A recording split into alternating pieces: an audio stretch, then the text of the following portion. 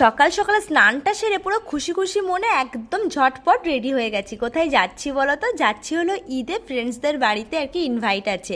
আর ভিডিওটা ছিল ঈদের দিন সকালে, আর আমি তো ভীষণ এক্সাইটেড ছিলাম। প্রত্যেকটা বছরের মতো এবছরেও ইনভাইট ছিল, কিন্তু আগে আমি তো ভিডিও করতাম না, সেজন্য তোমাদের সাথে শেয়ার করতে পারিনি। কিন্তু এখন তো ভিডিও করছি, তাই তোমাদের সাথে শেয়ার করছি। তো আমার মতো কে কে তোমরা ঈদে ইনভাইট পেয়েছো সেটা কিন্তু অবশ্যই জানাবে কমেন্ট বক্সে। আমাদের যখন পুজো হয়, দুর্গা পুজো বিশেষ করে, আমরা সব ফ্রেন্ডসরা মিলে খুব মজা করি, যেমন ঠিক তেমনই ঈদের টাইমেও কিন্তু আমরা মজা করতে ভুলি না, সবাই মিলে খুব এনজয় করি। প্রত্যেকটা বারের মতো কিন্তু এবারও তোমাদের সাথে গল্প করতে করতে আমি ফুল রেডি হয়ে গেছি। আর এত গরম ছিল বাইরে, ভীষণ গরম ছিল, আর যে হারে গরম পড়ছে উফ, বলার মতো না। তো যাই হোক, একটা সিম্পল কুর্তি পরে নিয়ে, কেননা এই গরমে কুর্তি ছাড়া অন্য কিছু ড্রেস পরে বেরোনো, বিশেষ করে কোনোটা ওকেশনে, অসম্ভব। সেজন্য আর কি সিম্পল একটা কুর্তি ক্যারি করেছি।